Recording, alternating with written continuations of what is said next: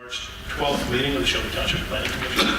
Madam Secretary, would you call roll, please? Mr. Dalla. Here. Ms. DeSico. Here. Ms. Casali. Here. Mr. Turner. Here. Mr. Apone. Absent. Mr. Wozniak. Here. Chairman Moffett, we have a quorum. Great, thank you. First item is approving the agenda. If there are no corrections. So moved. Support. Moved and supported, all in favor? Aye. Next item is approval of minutes from the February 12th meeting. So moved. Support. Moved and supported, all in favor? Aye. Motion carries. First item is correspondence, a letter from Brian Slitter, Kiva Homes. Yes, thank you, Mr. Chairman. The developer, this is for the Valencia Plans Unit development. They're requesting a modification on the original building setbacks approved with the PUD. This is a 69-lot, single-family development on the west side of Shaner, south of 22 Mile Road. So the zoning is R1B, but as part of the PUD, we approved some very modest changes to the lot area and width requirements, and they're asking for some adjustment to the setbacks, specifically side yard and rear yard. I don't have an objection to the side yard changes because they do have garages that are front facing, so the setbacks are reasonable. They have 15 feet between units at a minimum. They'll probably have more than that. They're asking for a reduction from 50 feet to 45 feet for the rear yard. And if you look at the drawing, which I think I included a copy of it, there are some of the lots back up to two existing subs. To the north, to the Villa Dioro sub, and south, I think it's Banbury Meadows.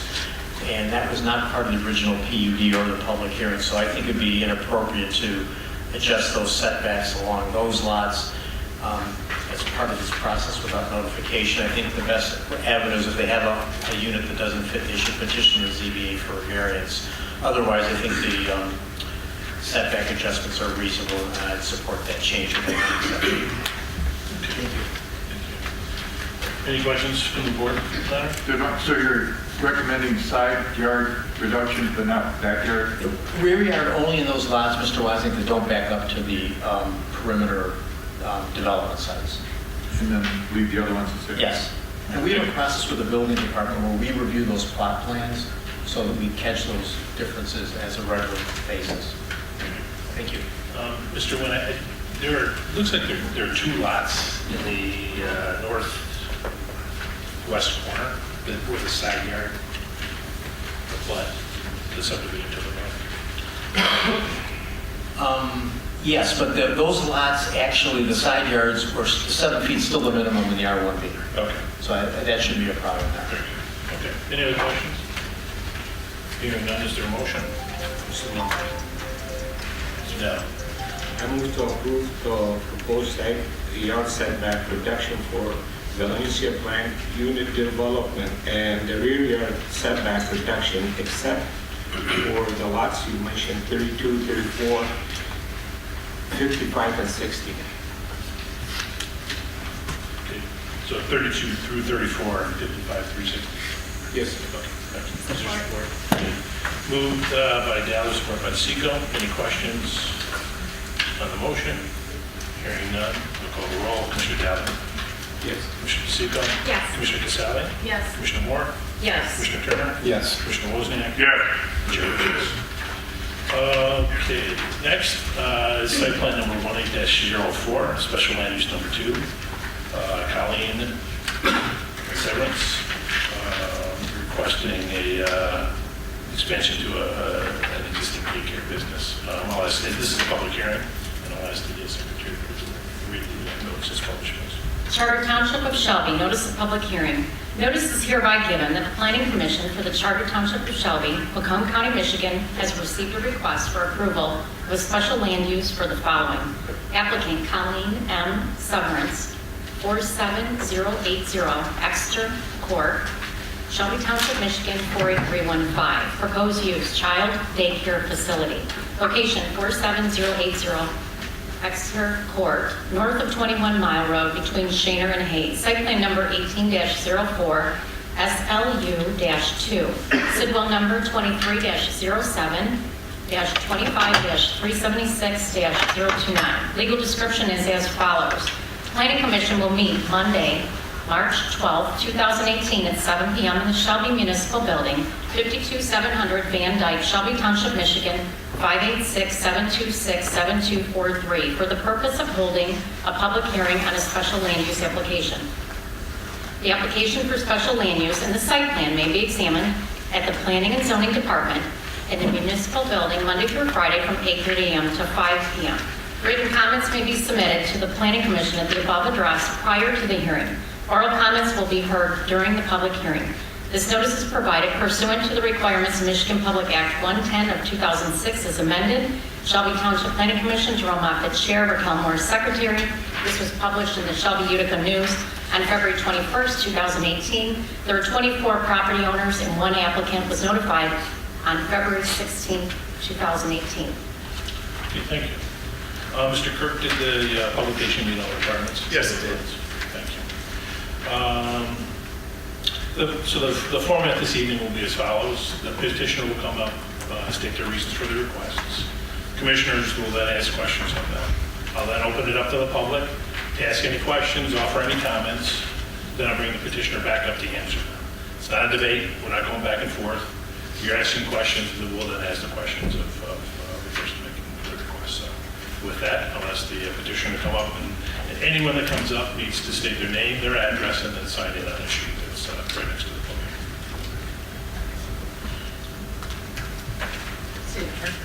My name is Colleen M. Severance. My address is 47080 Exeter Court, Shelby Township, Michigan, 48315. What else was there? That's good. Oh, and then I sign it now? I know you can do it after. Okay. But if you could just tell us what you're requesting and maybe some reasons for it.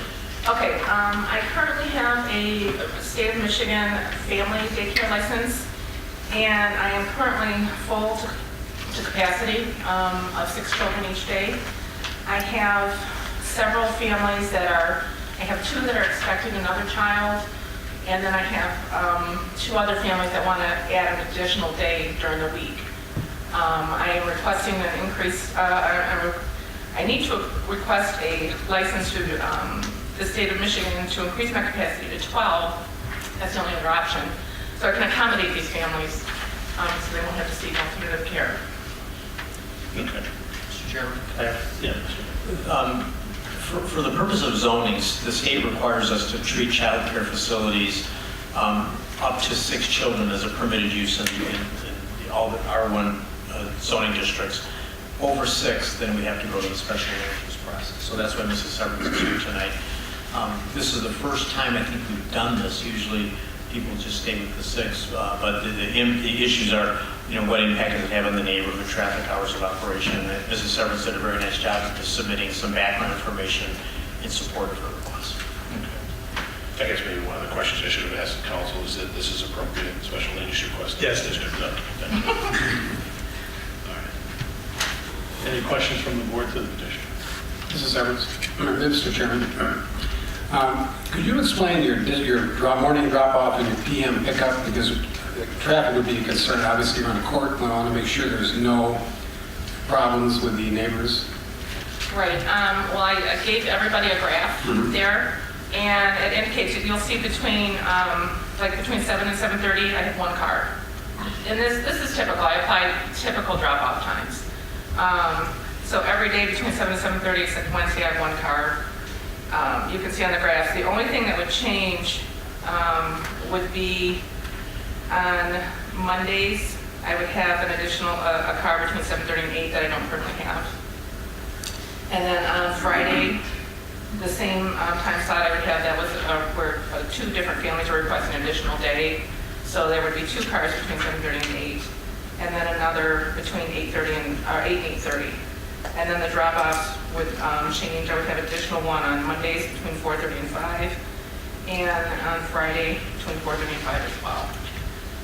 I typically do not have more than 1 family arriving at the same time. I've never had complaints from neighbors. We have a driveway that accommodates 6 cars easily, so usually they're able to pull right into our driveway, and they're not impeding the court in any way, except when they're backing up leaving. Okay, thank you. I just have a question. Sure. Do you have any employees? I have a husband. That's a point. I don't pay. That's not an additional car though, so. Yes. Yeah, no, I don't have any employees, and I don't plan to. Okay, thank you. Mr. Moffett, Yes, Mr. Kelly. when the state puts you on limit of 6 kids, does that require you to add more kids? Does that require you to have more people like yourself to take care of the remaining kids? When I have more than 6, you mean? Yes. Yes, and my husband will be there. Also, you Yes. and your husband are going to be running into that. Right. And Mr. Wong, is this more than 6 kids that's allowed by the state? Does that require us to have any more safety exits, any other? Well, that might be a building department concern, Mr. Dallo, so that they would have to weigh in on that, but it wouldn't impact your decision. Thank you. Okay. Typically, the drop-off, 15-minute, 10-minute, what's the average? Minute. Okay, I mean, so- they're on their way to work. So they bring their child in, sign them in, I say hello, we go over anything, any special directions, instructions, and they say goodbye and they leave. Okay. Any other questions? Okay, thank you. So, for now, this is the only public hearing the Planning Commission will hold on this special land use request. Your remarks will be entered into the record for Township Board evaluation. We are a recommending body. Ultimately, the Township Board will take these comments into consideration when making the final decision on the special land use request. At this time, is there anyone in the audience that wishes to address this item? Going once, twice, 3 times. Okay, back to the board. Mr. Nguyen, you kind of gave us your thoughts. Do you have anything else? No, based on the way it was presented and the additional information so severance provided, we recommend approval, Mr. Chairman. Great, thank you. Is there a motion to close the public hearing? So moved. Support. Supported, all in favor? Aye. Our recommendation this evening must be based on the following standards. Compatibility with adjacent land uses, consistent with and promote intent and purpose of the special land use, compatibility with the natural environment, consistent with capacities of public services and facilities affected by the proposed use, protect the public health, safety, and welfare, and the adequacy of public access to the site. At this point, we can recommend approval, we can recommend to disapprove, or to table it to evaluate information further. Mr. Chair, Commissioner Moore. I move to recommend approval to the Township Board for special land use application number 18-04 SLU-2, Colleen Severance, License Group Daycare, 47080 Exeter Court. Support. Moved by Moore, supported by Turner. Any questions on the motion? Hearing none. Commissioner Moore? Yes. Commissioner Turner? Yes. Commissioner Wozniak? Yes. Commissioner Dowling? Yes. Commissioner DeCicco? Yes. Commissioner Casale? Yes. And the chair votes yes. Good luck. Thank you. Okay, next item is site plan number 18-03, Gabriel Suchman?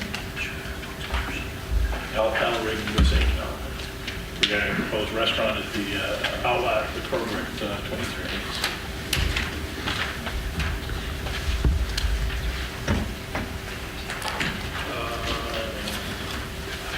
Yeah, I need you to keep that the way it was.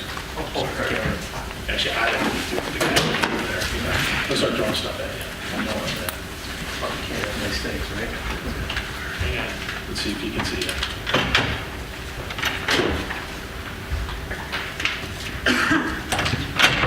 You all right? All right. Hello. My name is Nick Eubank. I'm from Hennessy Engineers, 13500 Reed Road, Southgate, Michigan. And I'm here to speak about the existing Kroger parcel outlet. We're proposing a simple restaurant. It's a First Watch. They're open for breakfast, lunch. Building is about 3,800 square feet. We're within all the ordinances right now, and it's right in line with the existing Kroger site plan. They proposed a restaurant there, so we're keeping with that. Okay. No dinner? Just breakfast, lunch, First Watch. Got like something this year, that's good. Less traffic. Real good. Mr. Nguyen? Mr. Chairman, this is the last outlet of the Kroger parcel on Hayes Road. You can see from our comments, there are just some very minor details. It's an incredibly well-done plan, some issues, just verifying some setbacks and cross-access agreement, and just some additional details on lighting and plantings. But otherwise, even the engineer had similar comments. None of those would influence the overall design of the site, so we've recommended favorable consideration. Okay, great. Back to the board. Any questions for the petitioner or the applicant? I just have a quick question for the applicant. Hi. Is this a corporation or a franchise, this restaurant? It is a franchise. Oh, okay. Good for you. I haven't seen them up here yet, but I know they're in Florida, a few other places too. There's one that's being constructed on 16 Mile, just west of Rochester Road. Troy. Yeah, Troy. Do you have the elevations? Excuse me. Yes, we do. Mr. You're going to see them. They're pretty nice elevations too. Would you put them on the, see if you can shoot? Get them from here and put them on the board. Pretty standard rectangle with a tower element entry in the middle, all brick, full height, punched windows with awnings, colored awnings, logo, brand ID in the middle of the tower. Yeah, pretty nice facade. So you would give me a shot to market it a little bit. I know that's not what they're paying for, but we for sure want you to succeed, so good. Any other questions? Just a clarification, Mr. One, is it C3 there or C2? It's C3. C3? Yes. Some areas is an application and C2. Okay. Hearing no more questions, I'll entertain a motion. Mr. Chairman, Mr. Turner. I move to approve site plan number 18-03, First Watch Restaurant, subject to the submission of a revised plan addressing all department comments. Okay, moved by Turner, supported by Dowd. Any questions on the motion? Hearing none, Commissioner Turner? Yes. Commissioner Dowd? Yes. Commissioner DeSico? Yes. Commissioner Castillo? Yes. Commissioner Moore? Yes. Commissioner Wozniak? Yes. And Chair votes yes. Good luck. Thank you. Okay, next item is a rezoning petition, number 02-18, Philip and Jerry, PMJ Land Holdings. This is a public hearing, so we'll begin with the secretary reading the notice. Shelby Township of Shelby, notice of public hearing. Notice is hereby given that the Planning Commission for the Charter Township of Shelby, Macomb County, Michigan, has received a request for approval of the following amendment to the zoning map. Applicant, Philip P. Ruggieri, PMJ Land Holdings, LLC, 43231 Shaner, Sterling Heights, Michigan, 48313. Conditional rezoning request from O1 Professional Office, R1B 1 Family Residential, and C1 Retail Business Local to R12 Multifamily Residential. The rezoning application includes a site plan for multiple family residential development. Location, vacant lot south side of 25 Mile Road and east of Mound Road. Sidwell number 23-07-09-101-012, 23-07-09-101-013, 23-07-09-101-014, 23-07-09-101-010, and 23-07-09-101-011. Legal description is as follows. Planning Commission will meet on Monday, March 12, 2018 at 7 p.m. in the Shelby Municipal Building, 52700 Van Dyke, Shelby Township, Michigan, 586-726-7243, for the purpose of holding a public hearing on the conditional rezoning application. The application for rezoning, zoning ordinance text, and zoning map may be examined at the Planning and Zoning Department in the municipal building Monday through Friday from 8:30 a.m. to 5 p.m. Written comments may be submitted to the Planning Commission at the above address prior to the hearing. Oral comments will be heard during the public hearing. This notice is provided pursuant to the requirements of Michigan Public Act 110 of 2006 as amended Shelby Township Planning Commission, Jerome Moffett, Chair, Raquel Moore, Secretary. This was published in the Shelby Utica News on February 21st, 2018. There were 129 property owners, 9 utilities, and 4 applicants were notified on February 16th, 2018. Okay, thank you. Mr. Kirk, did the publication meet all legal requirements? Yes, it did. Great, thank you. To the Secretary, did we receive any correspondence? Yes, we did. In fact, I'm not sure how to address the one that we've recently received, but the one that we did receive prior to tonight was from a gentleman by the name of Raymond Breederland. He lives on Regina, and he's opposing the zoning change to R12. He feels it's inappropriate for the surrounding neighborhood. And then regarding the letters, petitions that we received tonight, in fact, a question for our planning director, Mr. Nguyen. Do I read what every name? No, I or- don't think it's necessary. I think that we just got that late this afternoon that there were some objections by neighbors. It hasn't been signed. I'm assuming we're going to be getting something this evening during the Okay, hearing. so I just want to make sure I address it. This is from Mark Aubrey. He lives on 25 Mile Road, and he's opposing this rezoning request for apartments. And apparently there are other neighbors within the neighborhood on Horizon and Skylight that are opposing this as well. Okay, thank you. The format's going to be the same as the previous public hearing. The petitioner will come up, state what they're requesting and their reasons for it. We'll then bring it to the board to ask questions of the petitioner. I'll then open it up to the public, to a public spokesperson, or, you know, anyone here gets one shot at it, so to make their comments. Questions, we'll then bring the petitioner back up to answer those questions. Again, it's not a debate, you know, we'll try to get everyone's questions answered as well as we can before making a decision. And with that, I'll ask the petitioner or representative to come up. Good evening, for the record, Phil Ruggieri, appearing on behalf of the petitioner. I have with me Pete Snyder, he's our engineer that put together the site plan for this project, and Jim Epping, he's our architectural landscape designer and engineer, put together landscaping, and So, I mean, one thing I did is state that this is you're presenting this as a conditional conditional zoning. All right, so there is actually a plan that you're proposing. I have the site plan, landscaping, elevation, and floor plans, yes. And our traffic engineer, who's not with us tonight, is Carlos Santina. He's provided his report in our impact study that was submitted. Basically, I'll start with the aerial bird's eye view of the property. Perhaps, Pete, you can point out the site itself is obviously like a reverse L shape. It's got... Make sure you talk into the microphone. Oh, I'm sorry.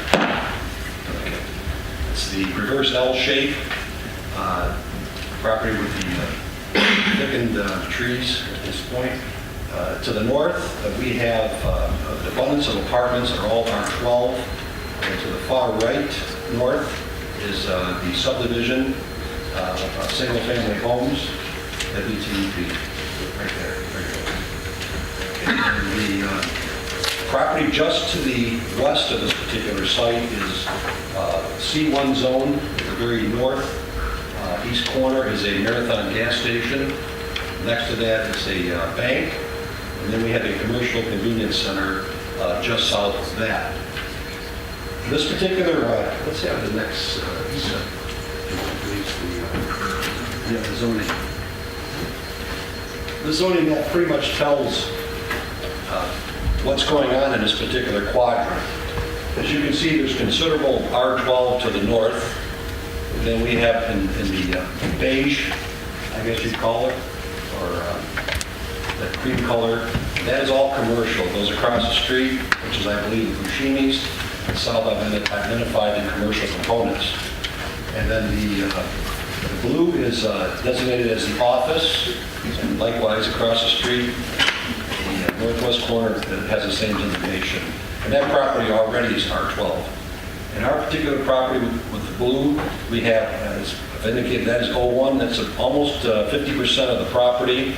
A small little beige sliver, that is part of the commercial component to the west, that is a septic field currently that services that particular convenience center. And the remaining L shape is the R1B. Now, if you look at that configuration, your first glance is how do you develop that property? Well, we've looked at it, we spent 6 months analyzing this property and saying, look, does office make sense here? I don't think so. Office, there's an abundance of office, and we've done some studies on it. If you did the office development there, it would generate more traffic than our entire proposal that we're going to have for tonight. And I'll get back to that a little bit later. To the south, you really can't develop that for R1B, even though that's the remnant leftover zoning for that particular site. Now, getting back to the east, Pete, if you get the last one. So I want to point out what's also surrounding that particular area, the aerial. I want to just lift it up for a second. I want to point out that to the east further, that like barren area, that is the soccer field for the adjacent schools, and then to the right is the football field, and then to the north is a tennis court. Okay, then what you have surrounded by that is a single-family homeowner that has a 5-acre parcel of land that he has for a spacious area to themselves, and that house is about 40 feet from our property line. And there's been some recent improvements with the berm and landscaping for that particular house. So you've got a lot of activity already to the east that surrounds this property. You've got an uncertainty for this particular site, and then you've got commercial to the east. So what's the best use of this property since it's a fill-in parcel of land? So what we've done, after we spent nearly six months on this particular property, we started off with multiple family. We originally had up to 150 units. We're looking at a 3-story complex. We dissected and said that's just too much of an impact. This is going to be nothing but a trouble situation for impacting on any property surrounding the area. So we downsized it down to 7 strategically placed buildings, which are 4 buildings that are 16 units and 3 buildings that are 12 units. The interior buildings are the 12 units, the north and the south are the 16 units. These units have attached garages to provide for the residents. They have their own ingress and egress to the unit. We don't have common corridors for the buildings, so you don't have to worry about these long hallways and issues of that nature. And we did not provide any amenities, and there's a reason for that. We want to make this truly a bedroom community. By eliminating a pool, a clubhouse, and things of that nature, you eliminate potential for noise and gatherings and things of that nature. So that's how we designed it, and then we have a beautifully projected signage at 25 Mile on Mound and also at Mound Road. Now we placed 2 detention ponds, which will have the irrigated fountain to give that nice aesthetic appeal. And then to the south, we have a wetland strip along there, which will remain intact, and we'll have our landscaping on it. And to the east, you can see the border. What we've done is, Jim's done an exceptional job of designing landscaping that will protect this development and any adjacent properties by providing along the east line. It requires only a 15-foot strip of separation for the property owner. We provided 25 feet to the east. That's the thicker line along there. And then we have a variety of plantings that Jim has put together that's been submitted in our packet. That provides a nice natural buffer along the east parcel that isolates the property owner that is to the east. That single house on the 5 acres of land has a lot of nice landscaping, so that won't have any impact of any significance. And to the south, we have 97 feet, even though we only have to provide for 50 feet, we have 97 feet separating us from the subdivision that's to the south. And there'll be substantial landscaping that'll circulate throughout the perimeter of the property. So as far as land use planning, we've created a proposed zoning that actually downzones the entire site, because office is a more intense product than a residential. And by us proposing this development, which is 100 units, we've got less traffic than if you just develop half of the property. If you can show Pete the 01. Basically, this point. Yeah, everything to the north of Feet's Hand there is 01. That would generate 97 trips per day versus, I'm sorry? Peak hour. Peak hour. During peak hour, 97 trips versus 67 for our entire development. Okay? That's a significant number. So by you creating an allowing office in there, you're going to have more of a disruption and a problem with that office than you would with our entire complex. And also, the office can only go on the 25-mile road. It has no access down. What we have done was we've acquired all the parcels, which are 5, and assembled them and are trying to create a uniform zoning that gives us this configuration. We've eliminated the traffic concerns because we now have Mound Road and 25 Mile, so we have 2 outlets. If there's any issue in the mornings or the mid-afternoon when you have Eisenhower or Mallow traffic, our people, if they have any issues, they can go on to Mound Road without any hesitation. This configuration denies anybody to attempt to cut through this particular project to try to get to 25 or cut through to get to Mound. It's not a straight shot. It's a lot of maneuvering, so it doesn't make any sense. So we've taken that precaution to eliminate a traffic problem. Getting to the proposal itself, we've got an outstanding product that we put together. It's very, very residential in character. The product mix, you've got stone, shale, you've got brick, and some siding. It's a beautifully laid out building, and it's with 7 units. You've got a nice spacing of the residents themselves. You've got an excellent signage for the entranceway that you come in. And as I've indicated earlier, you've got the 2 ponding areas, which give it a nice dramatic effect and curb appeal. We've got substantial landscaping in it. You can point, Pete, where the residential home would be. It's right about that area. You can see our 25-foot separation. We're going to densely populate that with landscaping. And I understand that the homeowners here tonight, we tried to meet with them on Friday, but we were not able to connect. But I would surmise that if I was that homeowner, my most apparent objection would be, what impact does it have on my house? Okay. And we have tried to, with our expert team, put together a site plan, a landscaping plan that would minimize any impact that would have on this property owner. Because first of all, that property owner has the house, maybe the aerial will show it. When they bought that house, it's 40 feet from our property line. Okay, so there's not much you can do. If the house is on the other side, it'd be a little different, but it's 40 feet from that line. So no matter what development would go on, they're 40 feet. If it was an office, you're going to get a sea of parking, and you're still going to have some minimal landscaping, where we are able to provide substantially more landscaping than that particular office development. And we can put in plantings that are mature in nature, that they will not really have much visibility. And we've also taken out the noise factor, because there are no amenities, as I said earlier. Each building has a minimal number of people. We've got sizable units, so you're not going to attract undesirables in this particular complex.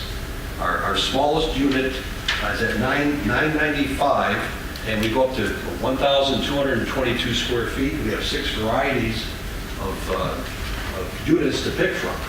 And the rent is going to be significantly higher than your average rent, because this is not a carport community, this is a garage community.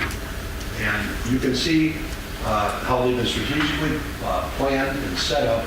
They give a nice rural effect, they give a nice subdivision appearance, like a large, stately type home. We've chosen some specified materials to give it that appeal. Now, one of the benefits, Pete, if you could get the, yes, that one there. One of the good things about this development, we met with the property owners of the commercial component, and you'll see that just below the blue, there's that little square which is about 6.6 acres. That is the septic field currently that services the commercial building. What we've done is we've made an arrangement to acquire that parcel, remove the septic field completely, and then fill that in with landscaping and put part of the building in that particular area right on that side.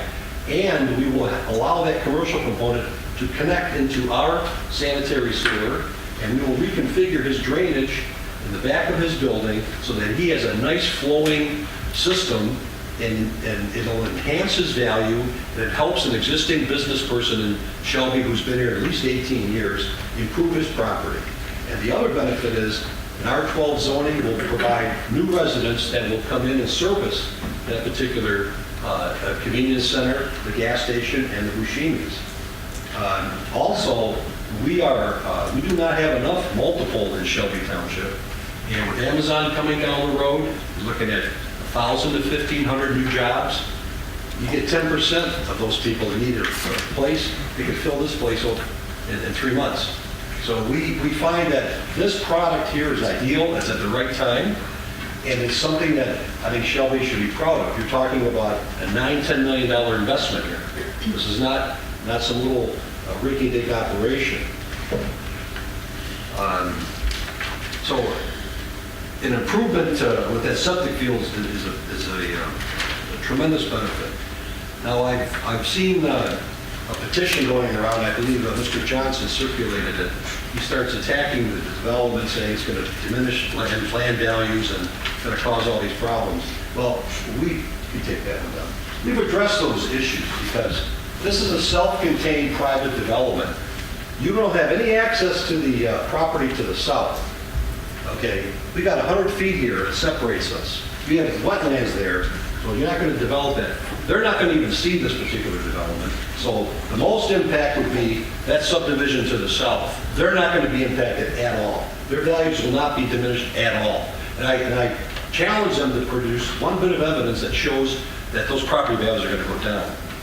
And the only house that I would have any consideration for is the one unit that is to the east, but in that particular parcel, that gentleman bought a piece of land that's 5 acres in size. He's got plenty of space.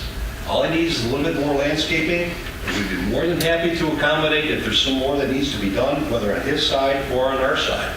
But that's it. There's no impact on his value, because on the other side, he's got a soccer field, he's got a tennis court, he's got Mallow, he's got Eisenhower. That's not exactly the type of neighbor you want if you want a pristine private area.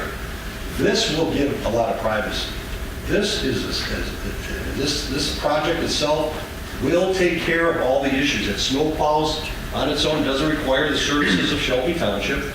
It'll be professionally managed, and you've got to have a minimum of 100 units or more to make an apartment complex work. You can't put 50, you can't put 20, you got to have 100. Just economically, it just does not work. So we cut it down to the bare bones. Although under R12 you could have 104 units, we cut it down to 4, and that's a big difference from 150 originally designed. But, you know, at first glance you say, wow, that seems like a lot of units. It's an aggressive approach, but if you look at it, that's a great planning tool for a piece of land that's a fill-in property that's utterly useless at this point. Half of that property is useless. The office, you could always build an office. That's always an option. But we're providing an opportunity to downzone it to residential. That's pure residential. That is a lot less intense than office. And we've covered all the basis on how to build it, how it should look, how the road system should work, what kind of impact with traffic. There's minimal impact. Your study is in the traffic study is in the file, and it shows that there's no impact whatsoever.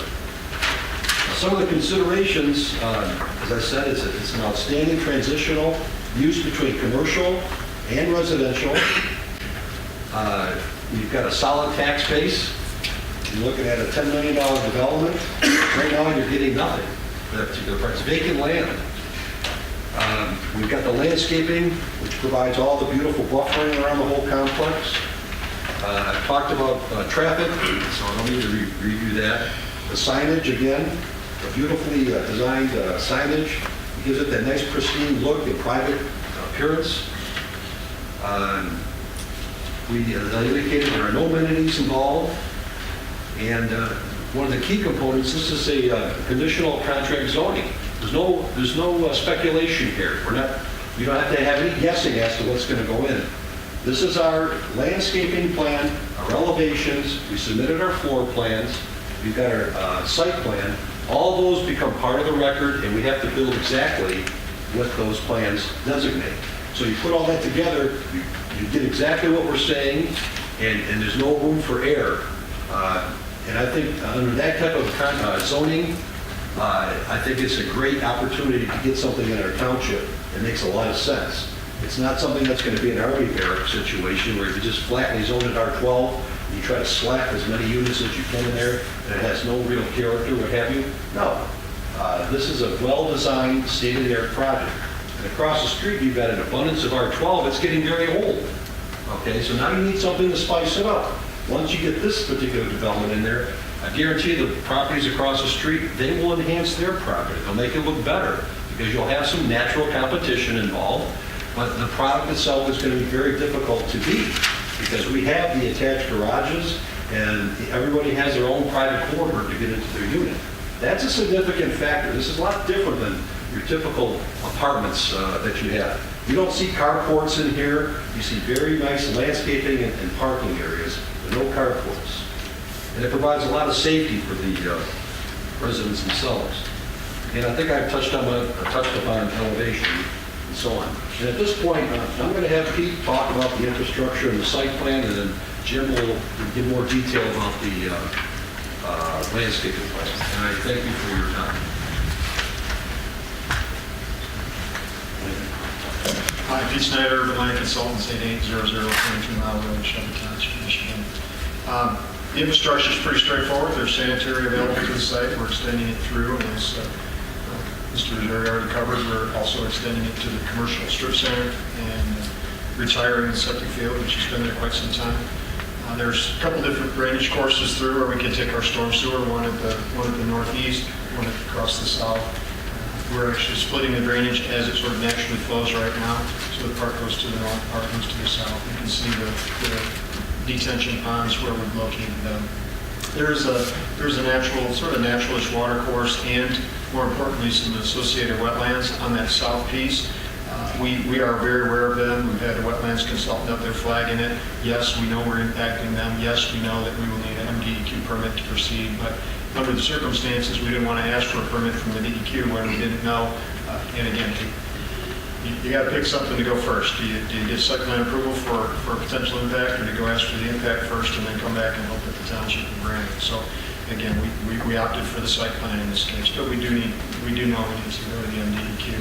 And water main, again, is real straightforward. It's on 25, and we're just connecting the dots and making sure there's hydrants and gate valves where needed. I noticed in the engineer's review we needed a couple of extra gate valves, but again, that stuff's real simple. Traffic, I think some of you will remember in 2005 when I was in here representing the office part of this, and the application at that time was stable because of traffic issues. They're really very aware that this only works with the entrance out to the home road, and that I wasn't going to bring anything back in that didn't firmly address the issue of traffic on 25, especially during school hours. So that's why that's there. But it's not a straight shot through, as Mr. Ruggieri already said. It's not a cut through. It's not tempting to cut through. There's some zigs and zags there. Again, when it comes to infrastructure or roadway outline, I'm certainly available for any questions. But that's all I have.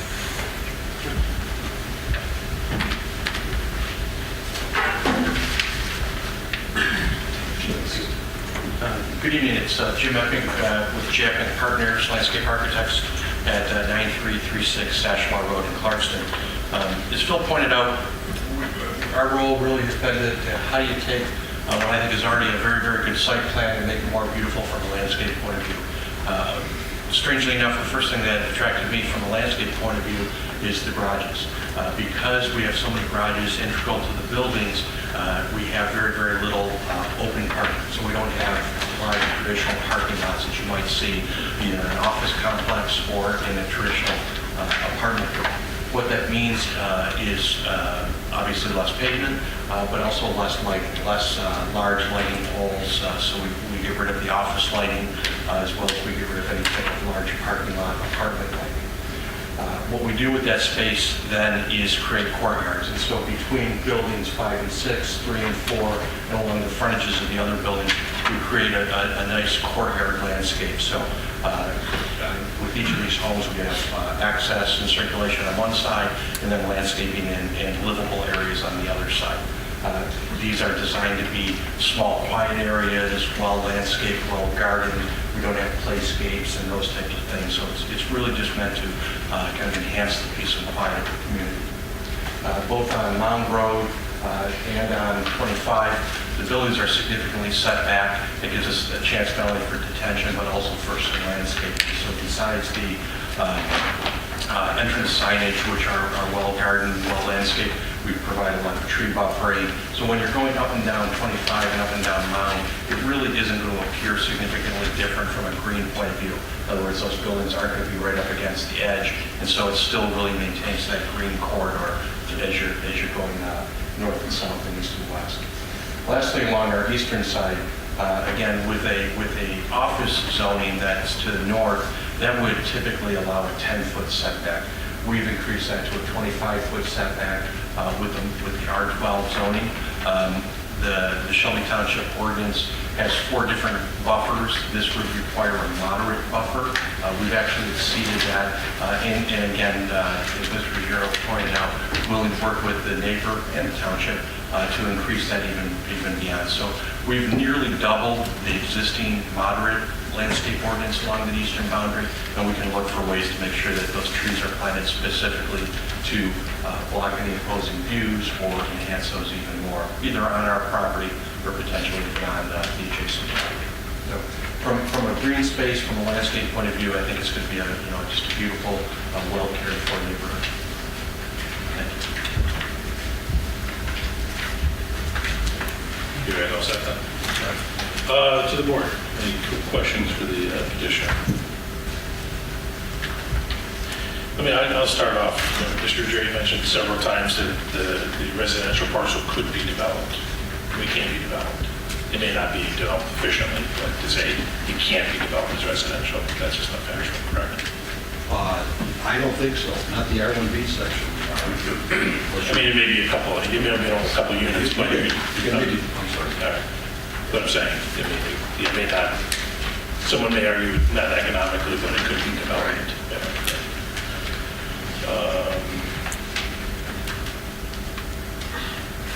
Anyone from the board? Mr. Chairman? Mr. Turner. Mr. Jerry mentioned how he wants to densely populate this with landscaping. It's an interesting point, and I agree he's done that, but it looks like he's also densely populating this with buildings. The fact, when I look at this, you need setback variances for buildings 5 and 6, and you've got a perimeter setback variance required for building 7, and then you've got building 1, which is being built in a wetland. To me, those taken together seem like this property might be overbuilt. There are sections that, it just seems like you're trying to cram a lot in a small space. I agree that the elevations look great, the layout is fine. I'm just not convinced that this R12 fits. And I know we talk about getting diverse, creative residential for a changing market. It seems like more we talk about getting something more diverse and creative, we keep getting the same thing, R12 apartments, R12 apartments. And these look similar to what I've seen in Sterling Heights. But I'm just, and the point about 01 being more intense than R12, I just can't wrap my mind around that. I just got some serious concerns about this. I think that you might be able to make a case for a multiple at this location, but I'm not sure I'm convinced and sold that this one, this R12, is the right one for this spot. Mr. Nguyen, and I know you'll offer your comments later. One thing that struck me, and I think to echo to my colleague here, there really isn't a lot of open space. The only open space is really just kind of what's going to be demanded by, from the DEQ as to wetlands. And it covered an existing water feature where, the drain was actually a naturally occurring drain to cover the building and to route it. There's no trade-off to that. I mean, and I guess that's a concern. Again, I live very close to that intersection. I drive through that intersection multiple times every day. And And so I know it very well. And I get a sense of sort of the challenges to developing that piece. And so, and the multiple works north of there, and so I think there may be a place for it, but, you know, this just seems to be requesting too much. You know, Mr. Ruggiero, you mentioned state-of-the-art a few times as a development. I guess I don't quite see the state-of-the-art component of it. I welcome state-of-the-art, you know, something that's a little out of the box, you know, for that property. And with that, any other questions or comments? It's a beautiful development. I live in the area. I too frequently drive through that intersection on the way to dropping my daughter off to the high school. My vision for that parcel is not what I'm seeing. I have a hard time. It's extremely dense. And as far as putting that size of a development there, I don't think fits. You know, a different location, but at that location, I just don't see it fitting. And actually with the surrounding neighborhoods that are there, the residential neighborhoods, I don't feel that I feel that it adversely affects the surrounding neighborhoods. I'd like to see something different, to be quite honest with you. Okay. This will be the only public hearing the Planning Commission will hold on this rezoning request. Your remarks will be entered into the record for Township and Board evaluation. Again, we are a recommending body on this issue. Ultimately, the Township Board will take into consideration the conversation, discussion we had this evening before acting definitively on the issue. At this time, I grew up a group spokesperson, and I think that there was someone that had circulated a petition, and if they wanted to sort of tee it off, but anyone has the opportunity to speak. Again, we're not debating. Name and address, and I'll do my best to scribble on anyone's questions. Thank you, Mr. Chairman. My name is Patrick Maher with Community Planning and Management, 51278 Caroline Drive, Chesterfield Township. I'm here on behalf of Mark and Jennifer Aubrey, both as they're going to be my clients as well as my friends.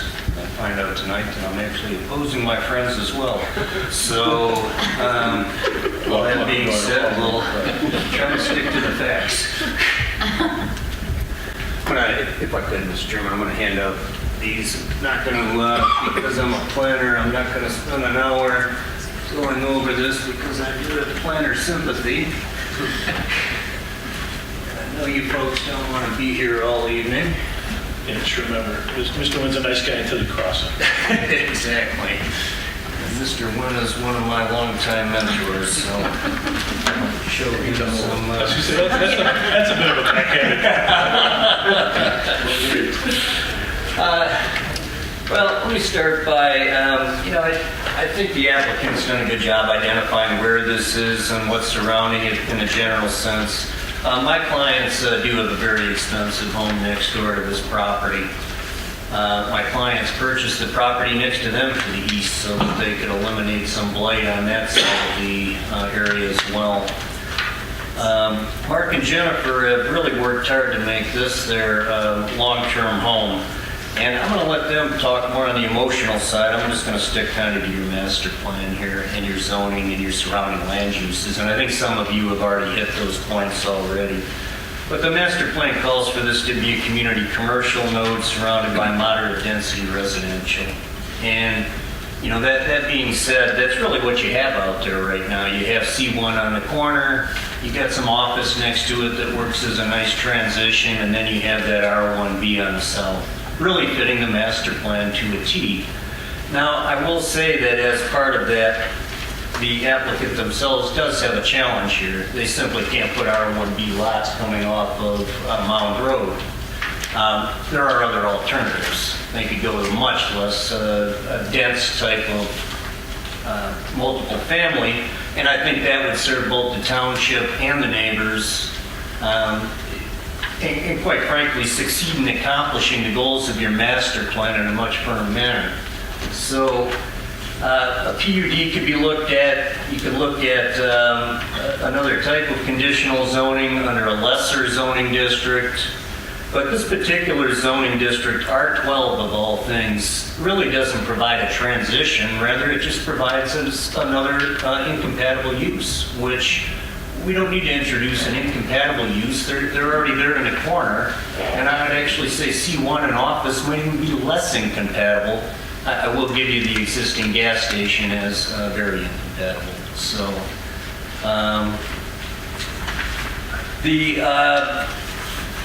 just kind of skipping through this so I don't hit too much of this.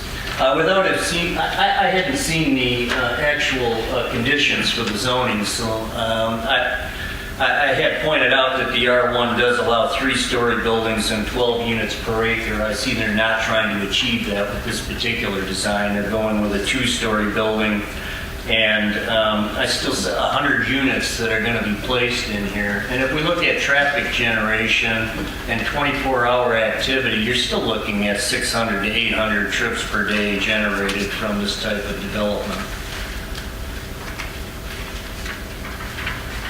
I know my clients in particular would much rather prefer an office use next door. An 8 to 5 use, people drive in the morning, people leave in the evening. Unless you're a planner, you stay there all night, it seems. When we look at rezoning criteria and we look at the master plan, I think we kind of went through that already. I think you're fitting the master plan right now. Perhaps it needs a little tweaking on that south side.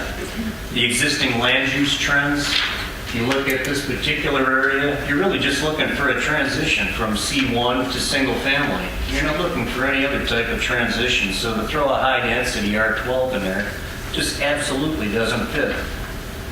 And then we have to look at the rational investment-backed expectation for the developer, which in this case I'll show my friendship and my sympathy, because he does have some issues on the south side, but that's about it. And you can still do a fourplex or duplex type of development, single story, and you can get a few units in there and you'd be more than fine, and you would probably have a higher quality and a better investment into the community.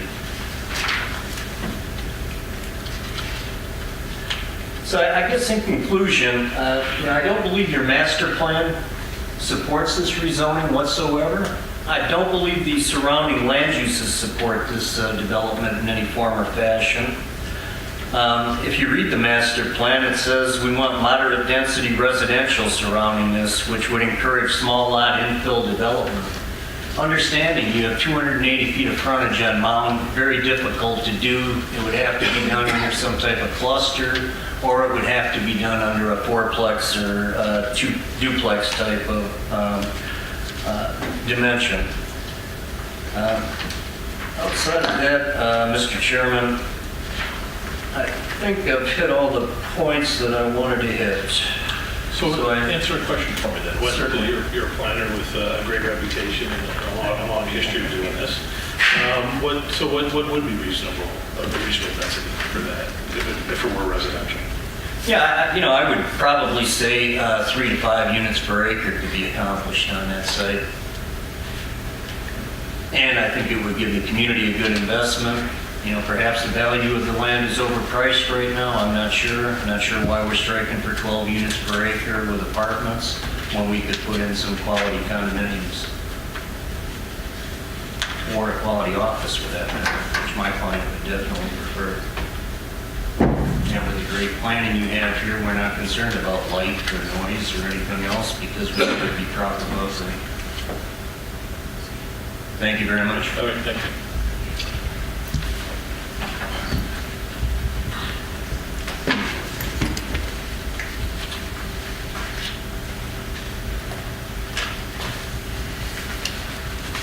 Good evening. My name is Mark Aubrey. It's my wife Jennifer. Our address is 6200 25 Mile Road. Just to give you a little history, we purchased the home. Actually, we're allowed to put another for you guys. You guys mind? Please. Oh, Thank you. we'll charge you later. So we purchased our home. It was originally 2.5 acres. Right there, that parcel there. It was an older home, needed a serious renovation. It was heavily wooded. So we've done about 3 additions. We changed the appearance of the landscape, obviously, cut down some trees, put a berm, put a nice fence. We purchased the lot next door. It was also residential. It was an older home. I think it had a condemnation lawsuit against the home. It was an older gentleman who passed away. We purchased it off his children shortly after. So we knocked that house down, extended our lot out, and put a nice berm along, going north and south along the school to create a buffer. That being said, we have invested heavily in this property. As you can see, I don't know if you're familiar with the area or you drove by our home.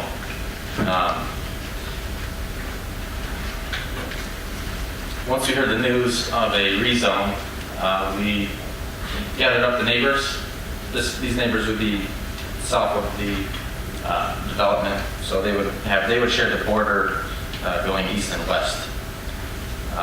They also had similar concerns as well. To put an apartment complex in the middle of 2 residential districts, it just doesn't make sense. So what I've done is I gathered 24 petition signatures, 56 individual letters. There's only 1 petition signature that coincides with the letters, so it brings it to 78 total nearby neighbors that are in opposition. I don't know if I'll hand this to you. These are the originals.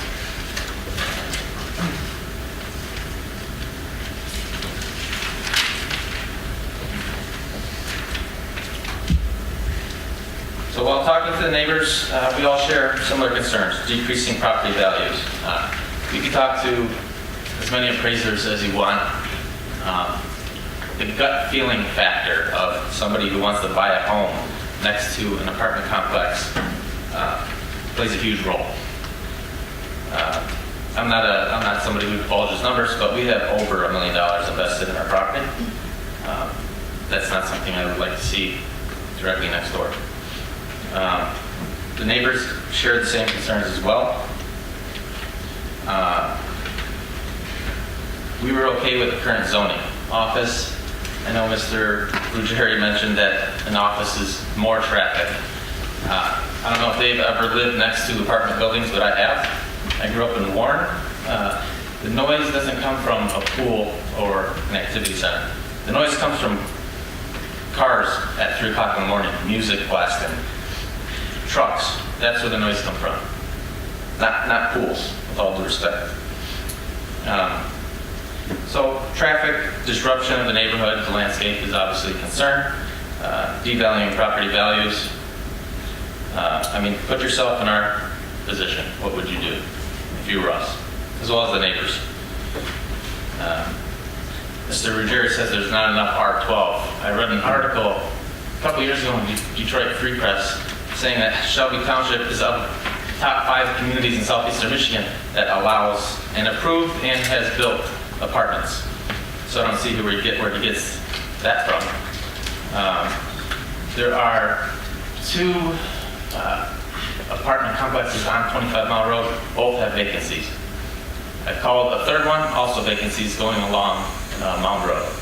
So I don't see this as a proper use here as far as a need for that type of use. There's plenty of vacancies in the nearby area. So that being said, we definitely oppose this project, as well as the neighbors. There's some here willing to speak as well. Thank you. Make sure you sign it. Anyone else wish to come? Guess we'll start at the back and report this way. Come on up.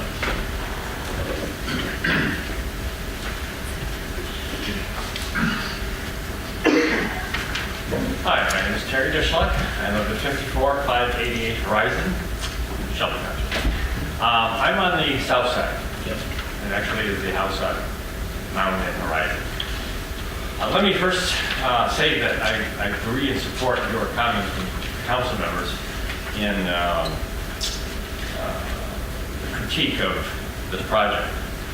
Nice project, but not in my backyard.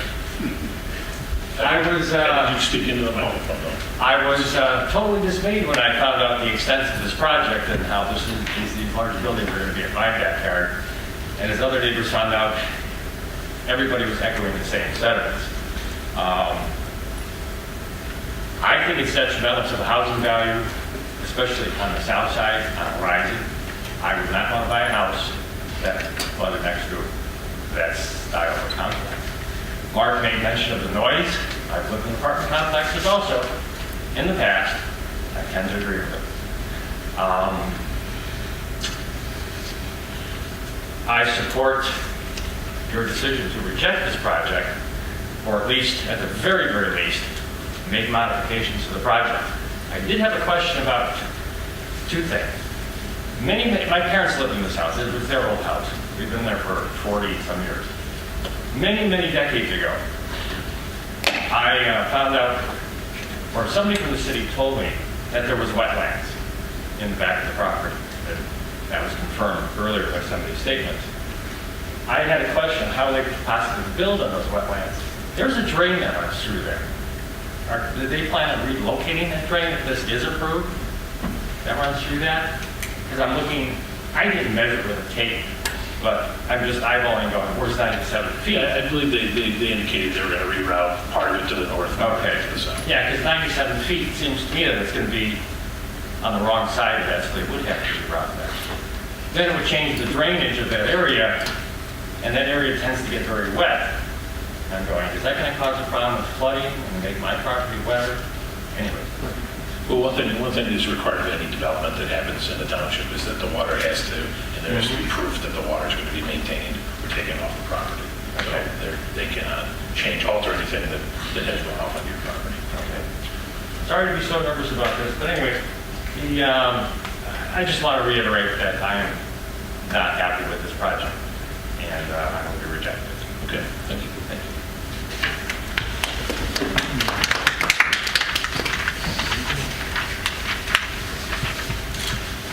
So you kind of, Good afternoon. Mark Hajazi, 4495 Lake Valley, Shelby Township. I'm also the owner of Stony Creek Plaza, 54750 Monroe, which was a septic field located.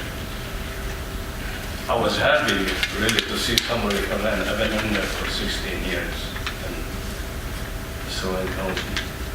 At no time I have put that plaza up because I don't have no sewer, and I cannot hook up to a sewer in the area over there. When I see this project was coming to the area, I was clapping my hands, you know. It's really nice project. Right now there's nothing but woods, and you see a lot of people go back there and dump stuff in the woods. See, the resident don't see that, but I own that plaza and I see that a lot. And 3-4 times I have to clean it myself. So by revising the area, reviving the area, bring more people, help the gas station. The bank was going to close, you guys are aware of that. But now I guess it's still open. but the government will want to relocate. Exactly, they shut banks and they build a new one, doesn't make sense. And so even the dentists across the street, they kind of slow down the people over there. And that would help my business a little bit because, that brings more tax to the township also. We need something done in the area really instead of being looking like this. And like I said, my problem, I had 40% vacancy because I don't have a sewer. And every time somebody want to come in, open like food or donut place, the health department refuses. I wish you guys may consider that and approve this site for the job. Thank you very much. Issue like this one here.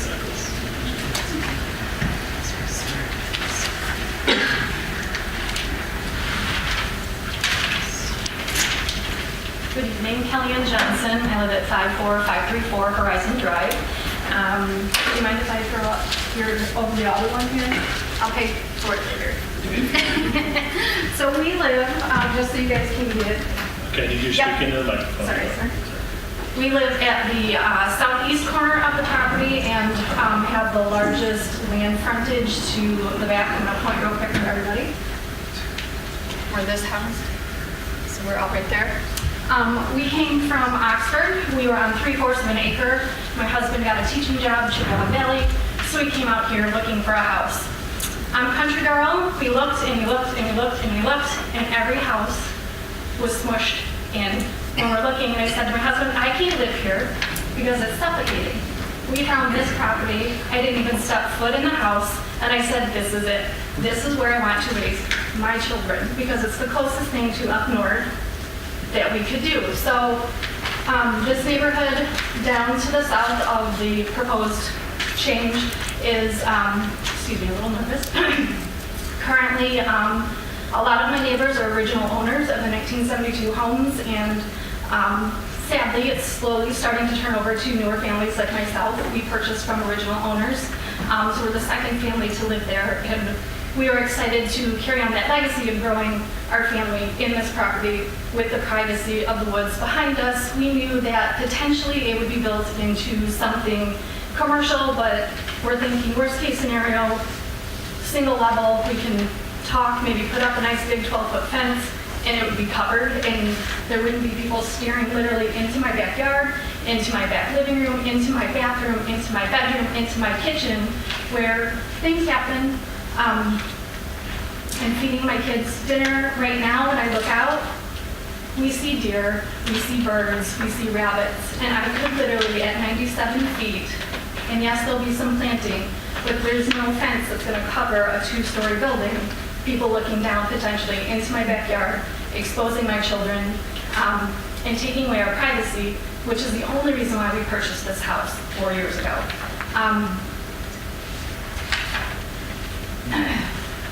So when we found out about this, I'm very thankful for Mr. Johnson for bringing this to our attention. We did receive the mailer. We thought, we should probably check into this, but busy life goes on.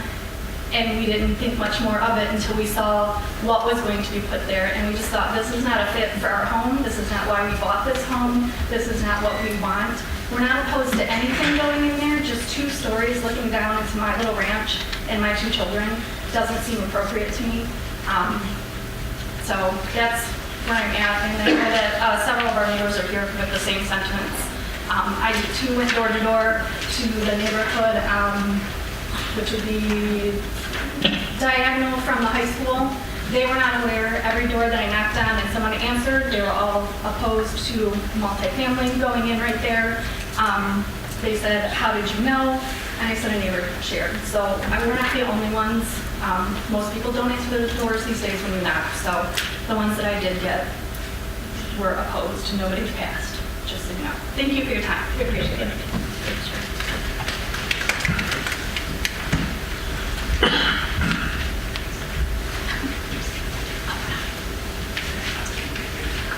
Tom Frederick, 54480 Horizon Drive also. I live just down the street, a couple doors down from the last lady that was just up. My concern too is the wetland area, and if there's any berms built. I don't have the problem as much as some of my neighbors. There's some pumps run continuously. Any extra shedding of water is going to flood a lot of basements in my neighborhood. I know it. They can barely make it through once power goes out. It's a big problem for them. They got alarms in their house. They have to come from work and start generators. I don't know where the water would be shedded. If you told me 100 people were going to be in that lot, I would be shocked. For 100 people, I don't know. That's a hell of a picture, but I can't envision it in my mind. And one other thing, living on Horizon, you better let your people know that they're going to get a slew of cars and dropping kids off for school every day. I guarantee it. We have it, we live with it, but your residents are going to be bombarded with kids getting dropped off from that parking lot. I guarantee it. Thank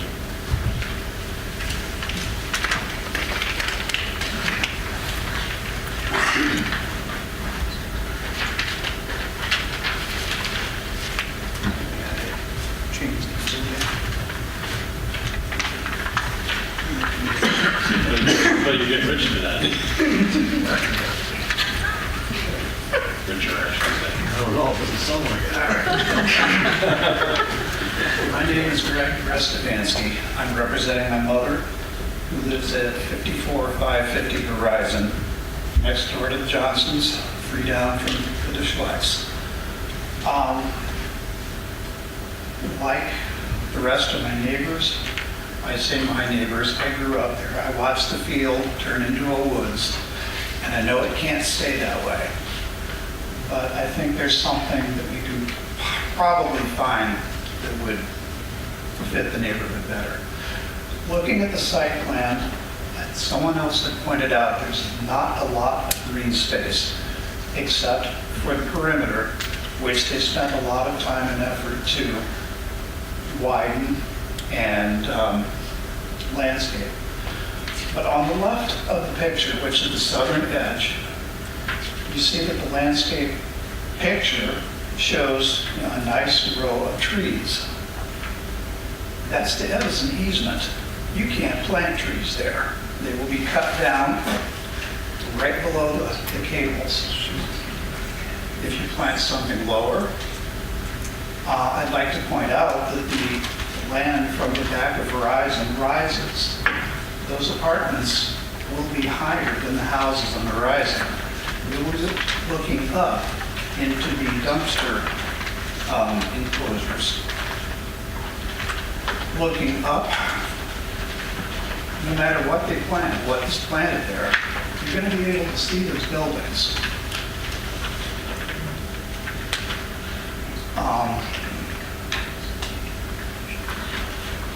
Again, someone also pointed out that is a wetland to the southwest. A stream runs through it. It's a flowing stream. I can remember only 2 or 3 times in the past 35 years or more that it actually dried up during the summer. On the other hand, when it rains, and rains hard, that water comes up well into the yards in the back of Horizon. If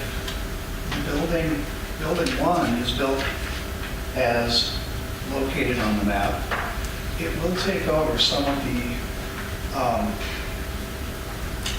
wetland. It was pointed out, where's that water going to go? It's going to go downstream, and it's going to go downstream fast, and it's going to cause erosion. It's going to cause flooding. All the houses along the back of Horizon, the north end of Horizon, the sump pumps lead into that stream. If the water rises too much, it was pointed out, it's going to flood some basements. The third thing I'd like to point out is the retention pond on the southeast corner. Because of the pond, there's not a whole lot that can be done for a vegetation barrier, a site barrier, a noise barrier. That doesn't necessarily affect my mother, but it does affect the Johnsons next door. I'd also like to point out that the drain for that retention pond dumps into the stream, which is at that point on the Johnsons' property. I don't know how that will be worked around, but it's something that I think should be considered. So for the record, I would like to say that my mother and her immediate neighbors are quite opposed to the proposed development and rezoning.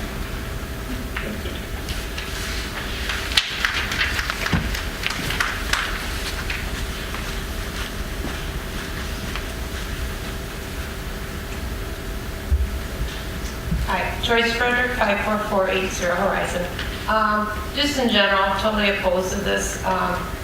We've lived on our street for 28 years, 29 years. My 2 daughters grew up on this street, kids. Traffic, my husband mentioned, there are days I have 35 to 40 cars on the horizon picking up kids from Mallow.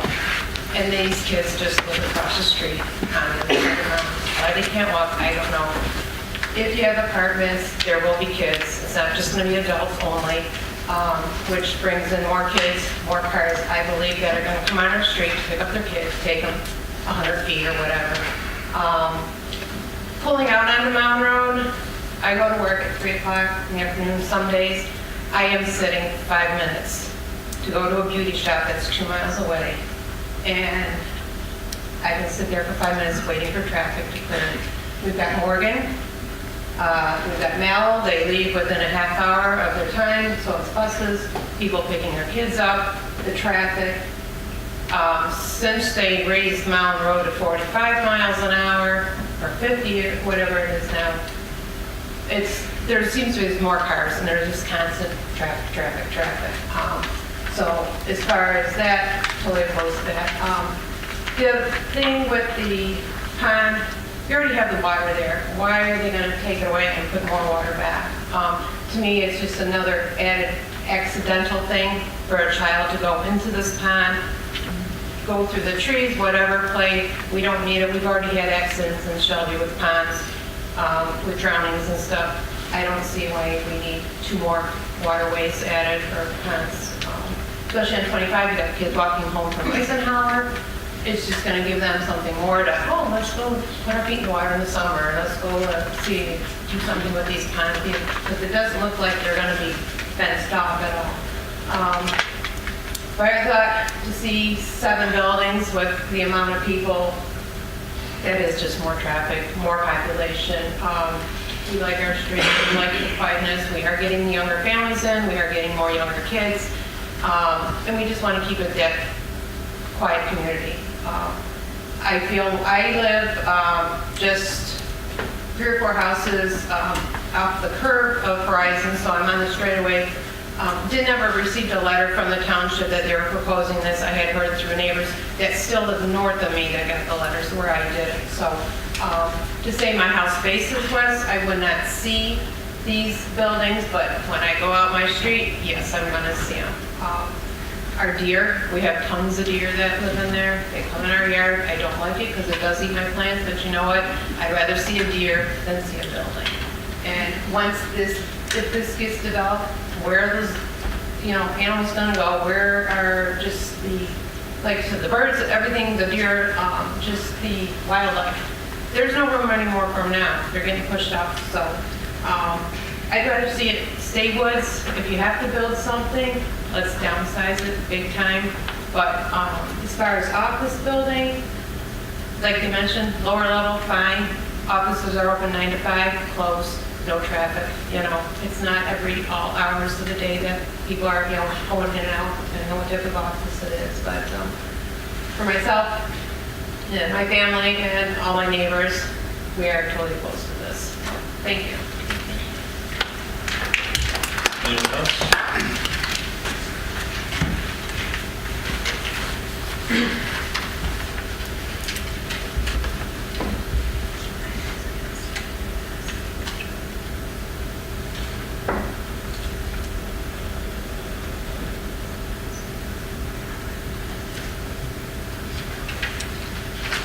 My name is Jason Clatt. I live at 54452 Mountain Road. I'm 6 houses south of the development. I'd also like to submit my wife and my projections. Thank you. Yep. My largest concern is that it's apartments over condos. The buildings look good. They can be downsized, upsized. I'm on Mound, so I will be affected by the traffic.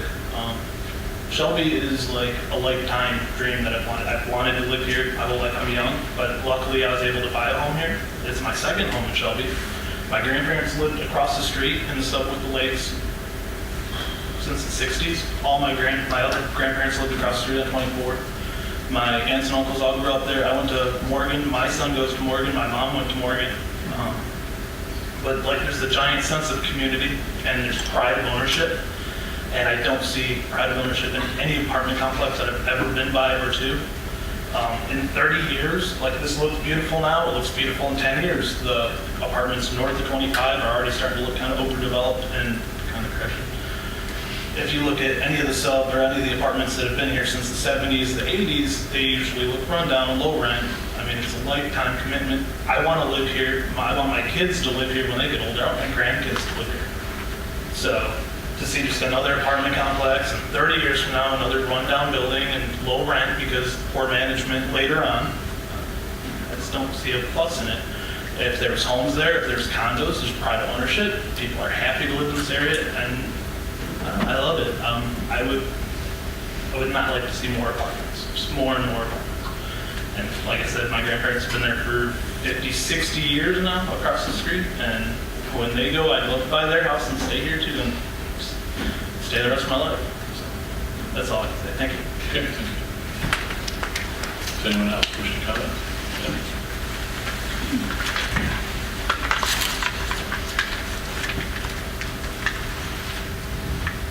Hello, my name is Pat Sheridan. I live at 54414 Mountain Road, Shelby Township. My husband, my children, and I bought our home on Mountain Road 45 years ago. It'll be 46 in a few months. And now that my husband is gone, he passed on, and my children are all raised, I still live there because I love that neighborhood. We have great neighbors, and I don't want to move. But when we did move originally there wasn't that much traffic on Mount. But now, we have a lot of traffic. And if you go down Mountain Road between 25 and 24 miles, there are potholes just everywhere. And with an additional maybe 104 or more people moving into these rentals, we'll have even more traffic on Mountain Road. And it's just so much even now. So I really hope that you will turn this down so I can continue to live in my home for the remainder of the years I do have on this earth. Thank you.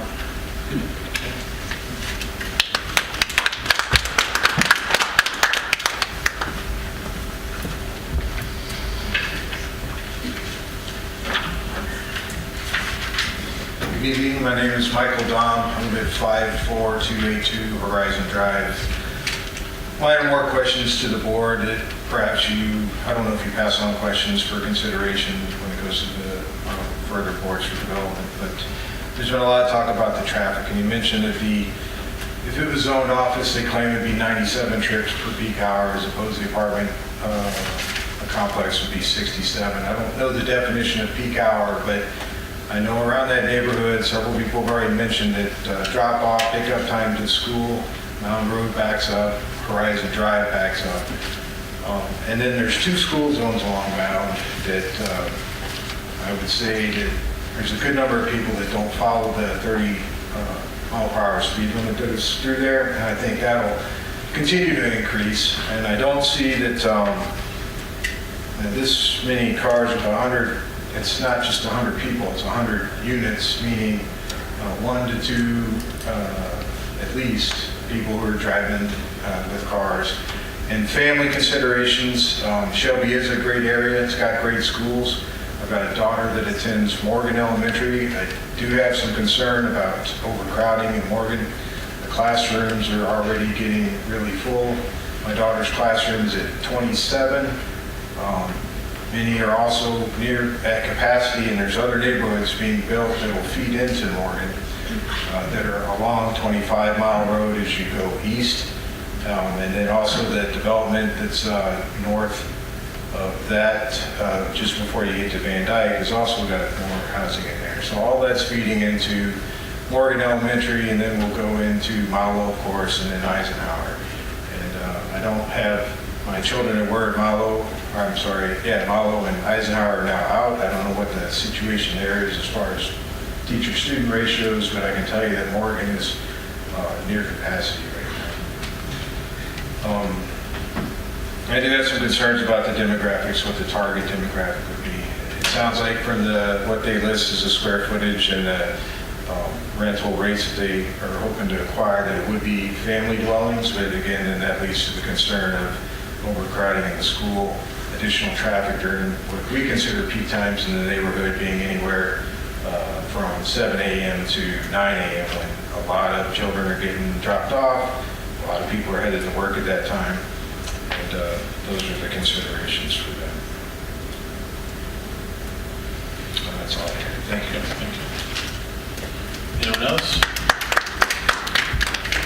Going twice? 3 times? Okay, bring it back to the board.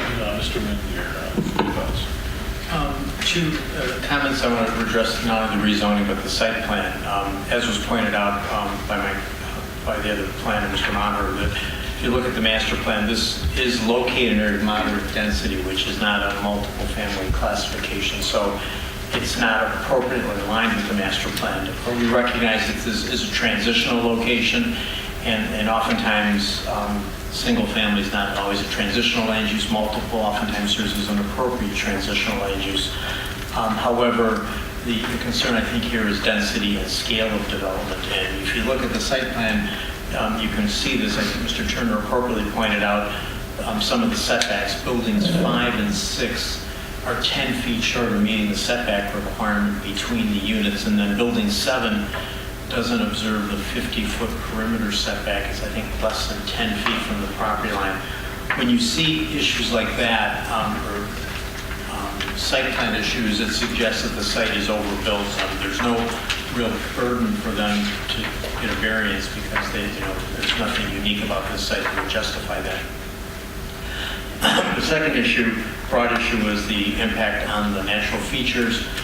Mr. Snyder indicated they would be working with appropriate authorities to mitigate the wetlands and reroute the drain. I think we need to spend a little more time just acknowledging when we have natural features, not to try to disrupt them, but to work around them. They're a location for a reason, and sometimes messing with that or changing that creates more problems. So I do think those are concerns that we need to, we spend too much time trying to work around them, not just recognizing they're there and leaving them alone. I think building 1 is actually located on a drain, so there's some significant engineering issues here that could be avoided with a less dense project. So I think this is overly ambitious at this scale. We're open to looking at something else, but I think in its current form, we're not prepared to support it at this time, Mr. Chairman. Okay, thank you. I want to start off, there were more opinion than question, but I think there were a few that flushed out a little more. I'll start with Mr. Snyder, if I could. Maybe talk a little bit more detail about sort of what the drainage plan, how are you going to move the water off of this property and not into the neighbors? I mean, there's concern, I think it's and well-founded concern for basements and given that soil out there, our septic run nonstop out in that area. So. A couple things about that. Think of it in 2 pieces. First of all, the drainage course that comes under Mountain Road and then continues easterly. That's where the wetland complex is. That's where the one gentleman spoke about a sort of a running drain. I don't believe that building 1 actually sits on the running portion of it. It impacts the wetlands that is associated with that. That's pass-through water, meaning what comes from the west side of Mountain, passes under Mountain, and then continues out. That's separate from the 2 ponds that are on-site. The on-site ponds are not optional. They are a requirement of the county, the requirement of your own ordinances that they must provide detention whenever a detention pond, whenever you, or accommodate it some other way when you develop on a piece of property. So those really, the on-site ponds, it's pretty straightforward. It's underground storm sewers into those ponds. That pond is a specific size to sort of take the peak flush off and do some water treatment, take some sediment out, so the gulch that sits in the pond rather than going down the Clinton River and into our lakes. So that's, if you can think of that as the 2 pieces, the MDQ portion is the part that involves the wetland impact associated with through drainage, through stream. But the on-site stuff is very simple and very, very standard in your township. Collect the water, run it through a detention pond, and then discharge it to wherever the discharge point is from the property. Does that answer the question sufficiently? And these buildings do not have basements, so we're not talking about a sump pump issue with. So now the drains that are crossing the property from you said from under mound. Yes. You're not going to touch those. You won't impact those at all. Not the actual water course, the wetlands associated with it, as I understand it. The wetlands associated on the north side of that stream, but I don't think that building 1 is actually on the stream. I can double check. I don't think it's, to some extent, Is some of this premature because you've not talked to the DEQ about this? No, not necessarily. If I'm rerouting an actual stream, that is a totally different category than DEQ permit and a lot harder to get. You know, I understand and recognize them. So there, and the objection is more, you're impacting the development of your plans. Why touch the wetlands at all? So maybe, you know, maybe we can just sort of set that aside with my answer and not make that a strong focus at this point, because I think we got some other things to talk about. Okay. Mr.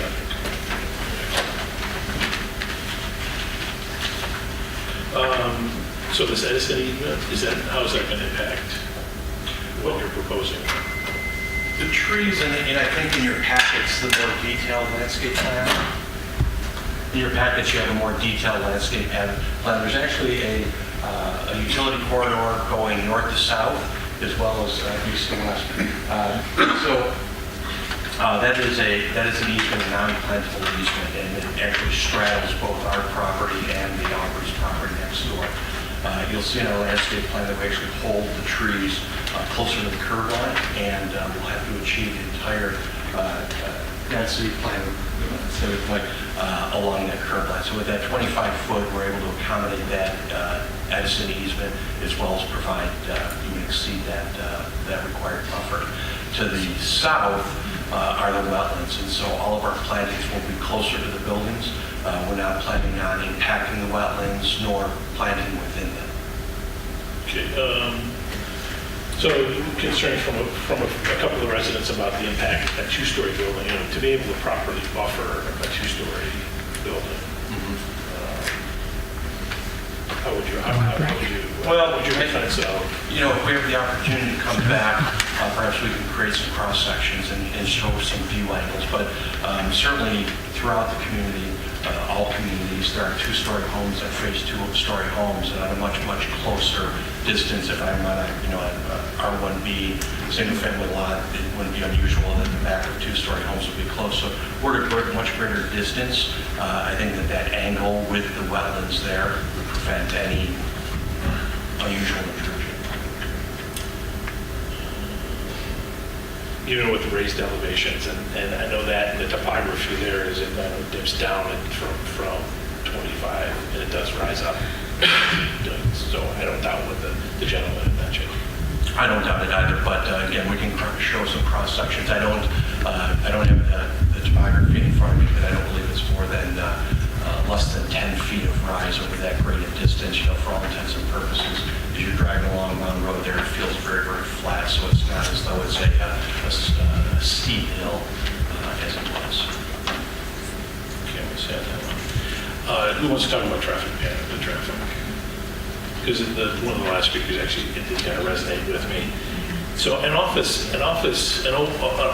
use is going to sort of mitigate that over that 9 to 5 period of time. You're not going to have everyone come into that office at 7 o'clock in the morning and everyone leaving at the sort of 3, 4 o'clock.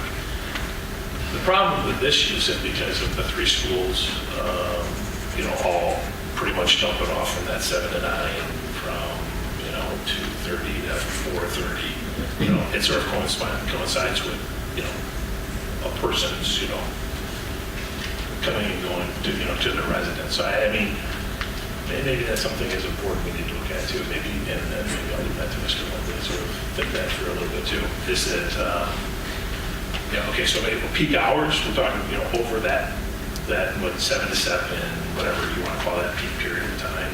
Yeah, maybe spread over time. The usage similar, but the problem is it's that's really not optimal. We're looking at the impact it's going to have sort of on that area where it's going to be. And again, you may not have an answer, but I'm going to if we look at this again or whatever happens, this is a question I think we would look at. So I have a generic answer, unsupported by the actual specifics, which are easy to get. An office use is going to be worse impact in terms of driving with the school, especially. Your peak hour for an office is earlier in the day than your peak hour for a residence. But it's going to be done by 9 o'clock. You mean? And it's the school, they can come at 9 o'clock. They early on, that 9 to 10.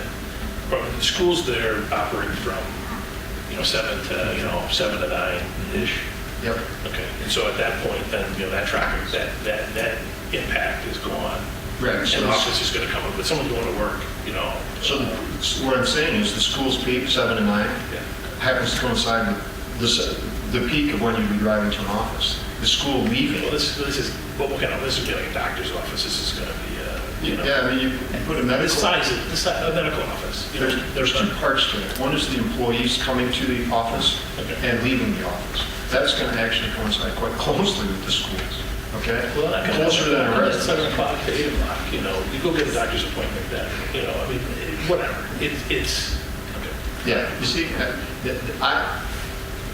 we can show you, I mean, again, it's easy to get. You can go look online, you can look at trip generation tables by hour for different uses. I didn't take a look at numbers that way. And of course, if this, as this might proceed, that would certainly be something I can step over to and show you, hey, this is the school speed, this is the office speed, this is the residential speed, which lines up at peak to peak to peak.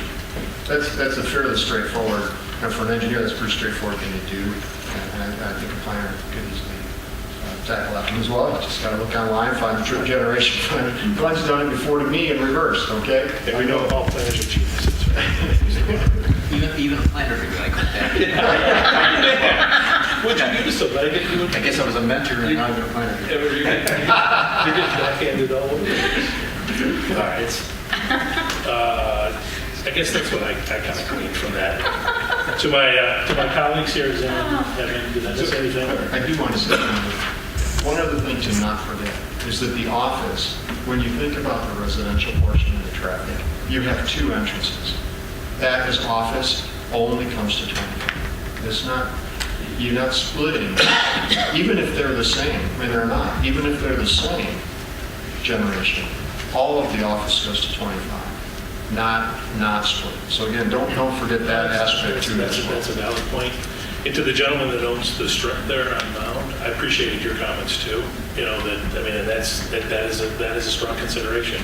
I often, and again, my family moved out here 45 years ago, so I've seen this thing, the township blow up, but have driven by that shopping center and wondered why is there more? Why is it, always that same kind of, places that I would never go. I have no reason to go to. Why can't it be something that, but that's a valid, that is an impediment to development too, and something to think about. Maybe not entirely in this not in this content, but something. All right, thank you. I see my board members are looking at me. Nobody's got a question, so. Yeah, just one comment on yours anecdotally. I see some Miss Moore smiling too.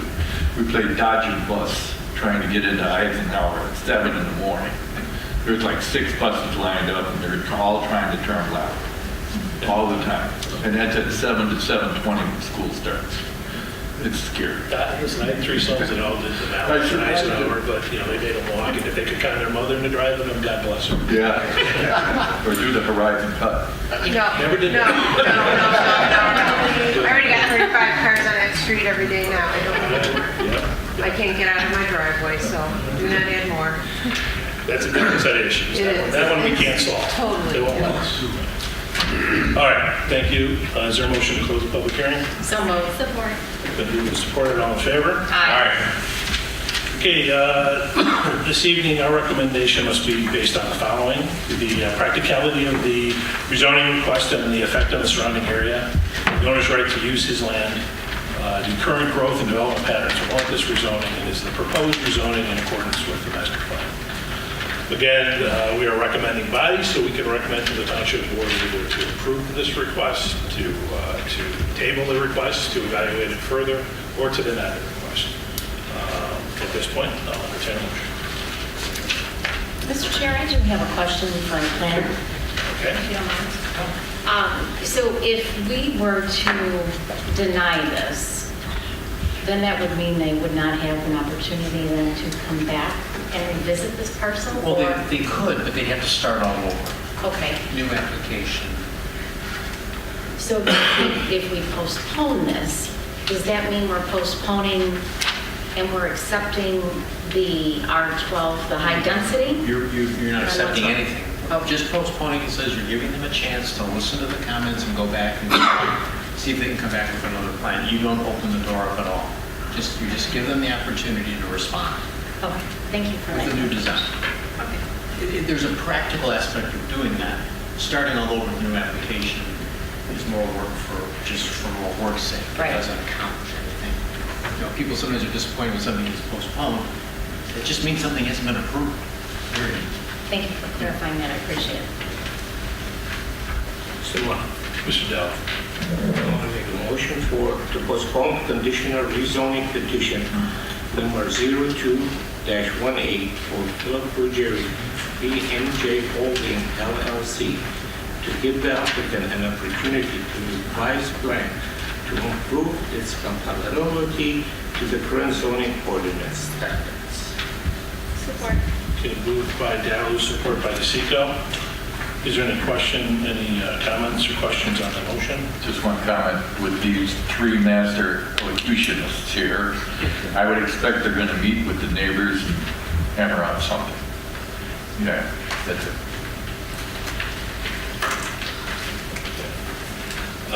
Okay, with that, I'll call the roll. Commissioner Dow. Yes. Commissioner DeSico. Yes. Commissioner Casano. Yes. Commissioner Moore. Yes. Commissioner Turner. Yes. Commissioner Wozniak. Yeah. And the chair votes yes. Now, if you've received a notice, if this does come back for an additional consideration, you will get notice again. If for some reason you didn't get notice, and you make sure you sign in. Well, Okay, sign in, and Mr. Whittam, make sure he gets that to you. Thank you for your time today. Okay. And Mr. Jared will settle up with everyone outside. We'll pause briefly. You don't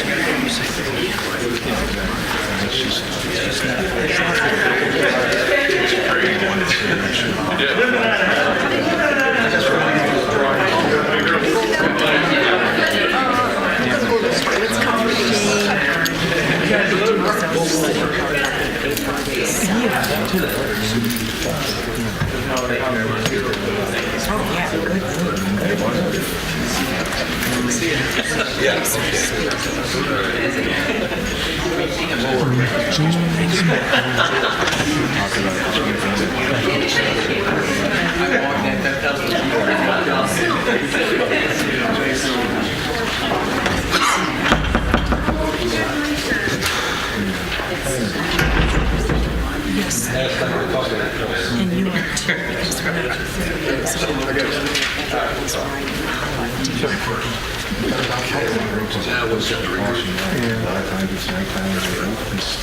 Somebody's got Jim's.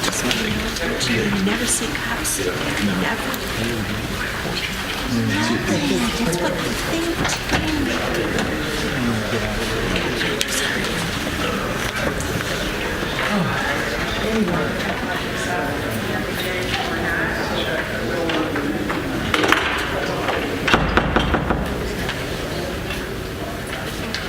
Not quite yet. We got one more item of business before you. Oh, that's right. Okay, under new business, we have our annual election of officers.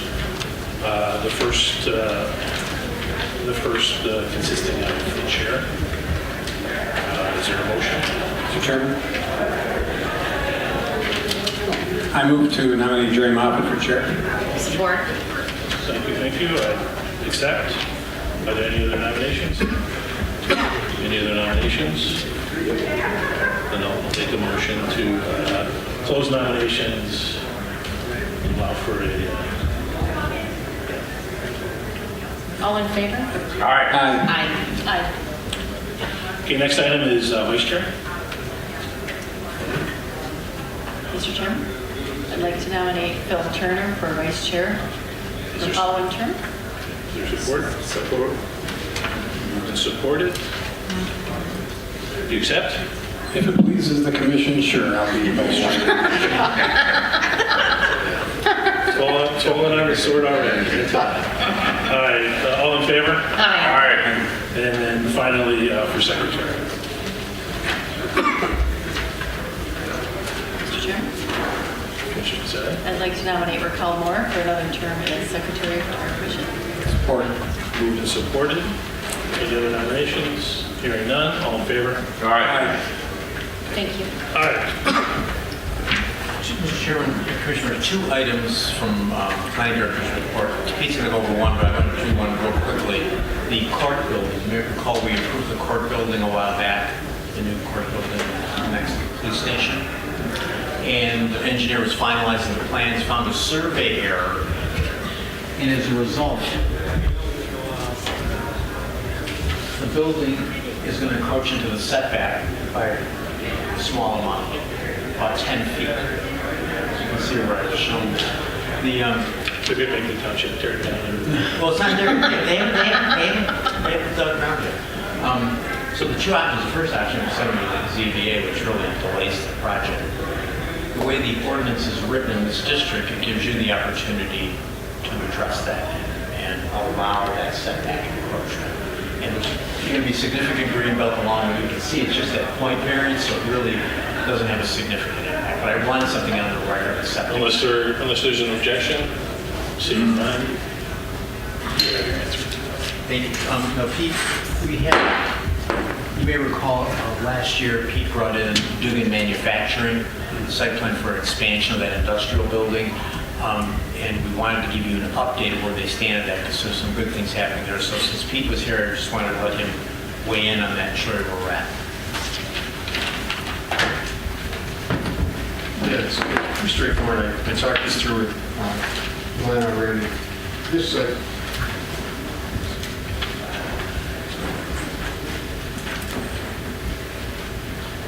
that lower site plan is the actual site plan that you acted on. I'm sorry, Mr.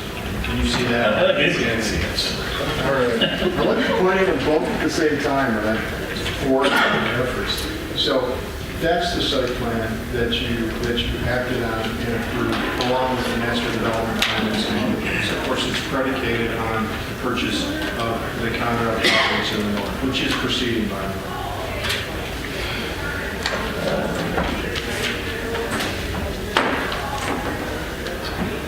What's happened is that Duggan Manufacturing, instead of using that space for themselves, is actually talking to one of the suppliers that makes the machines for Duggan Manufacturing to use. So that machine manufacturer wants to move into that addition inside. Okay, it's larger machinery, but it can fit in roughly the same footprint. So this upper site plan is what he'd like to propose as an amended site plan. Again, the overall master plan changed, but not in terms of overall square footage that could be developed on it. Really, there isn't a significant change to this. When you approved it the first time, it was approved subject to a list of variances that we needed to go to the ZBA with. We still need to go to the ZBA with those, but we can't go until we actually purchase the Conrail property. That purchase is supposed to close this month. So the idea was, hey, if you want to change, if Duggan Manufacturing wants to change the site plan, we've submitted for a revised site plan.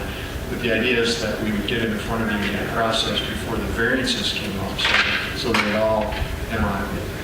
it all came to fruition in a timely fashion rather than getting the ZBA variances and then coming back for a revised site plan and then having to go back to ZBA again for the variances.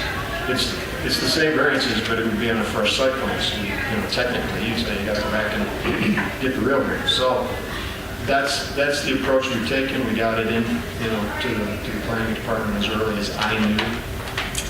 Square footage, it's a little bit larger. The biggest change is that it's a higher roof. It's 40 feet, which is allowed in the zoning ordinance for that district, but it is higher than you approved originally. So if you got any questions, I'm free to talk. So are they going to condoize this and then split this off, or just kind of go with lease space? It's kind of an internal lease space. These guys they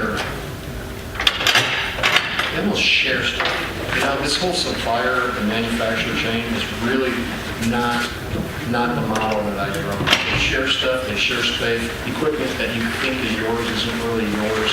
It's a lot more complex, and that's the situation. Chairman, what I want to do is, they need to go to the Board of Appeals. I didn't want to hold them up. I thought this is pretty consistent. They still have to come back and meet all the conditions, which I'll share with them, they do, but I didn't want just plan just sitting around or waiting for something. I mean, in fact, I did meet with some other property owners on 22 Mile Road. About 5 or 6, maybe more of those property owners are requiring the easement from Conrail. So it's all going to happen in one fell swoop, which is really good. Yeah. I just wanted, Pete, I wanted to share it with you. Are there any objections? No. With regard to 22 Mile, are they still going to sell that property? I know they were using a building that faced 22. No, I don't think, it's separately owned, but I don't think that they were going to sell it. However, the person who's moving into this is currently occupying at least some of that building. Yeah, good. Yes. So I don't... That's a good access question, really. Because, Mr. Mom, the chair, there was. Yeah. Essentially what happens, because they own them both, they've been driving back and forth rather than going out and around, which only makes sense. If they were to sell it and they wanted to continue the cross-access, they'd have to do an easement for it. But again, they're not selling that, to my knowledge, they're not proposing to sell that 22-mile road property this time. They're still going to keep it. So, Okay, thank you. So there were no objections? Sure. 2 more small items. Thanks, Pete. oh, can I just have a tiny thing about Shelby Park Manor north of North? Oh, yeah. If you remember when you approved Stony Creek Cove, which is west of 26 and Shelby, Shelby Road, we came in with a large site plan, and it was approved. You've changed that 3 times, so don't tell me it's a 4th one. No. This is just an update, but hopefully next month, we're going to come to you with a proposed layout for your comment on the 19 acres between that piece. The access to. Right, because I know you were all concerned about the access road going out, the water main route going out. It's coming, hopefully it will be on your first April. So, okay. If anybody was thinking, we're on it. 2 more quick items. The clear zoning, the new zoning amendment, it's taken effect. It's on our website. We're having our consultant come in and train some staff on it, all the other departments if they want to use it. So it's real easy, quick to learn, and public will accept it pretty quickly. The last item, the Utica Heights Shopping Center, I think you're aware of that, Van Dyke, south of 21 Mile Road, west side of the road, older center. The bakery. The bakery, yeah. There's a smoke shop there, and the gentleman said they want to expand, double the size from 1,600 to 3,200 square feet. My feeling is I didn't want to, rather prove that administratively than make them come through special land use for that process. So unless you had some objectives, that's what I was going to do. When you get a tenant in one of those buildings and they want to expand it, kind of like to let them expand. Yeah. Parking's okay. Parking's okay. Not going to change anything. What can you do? You can't do much, and the guy seems pretty sincere about it, and I would like to see it. I don't think we need that. No. Any objections? Thank you, that's it. All right, waiting for the emails. Motion to adjourn. Support. All in favor? Aye.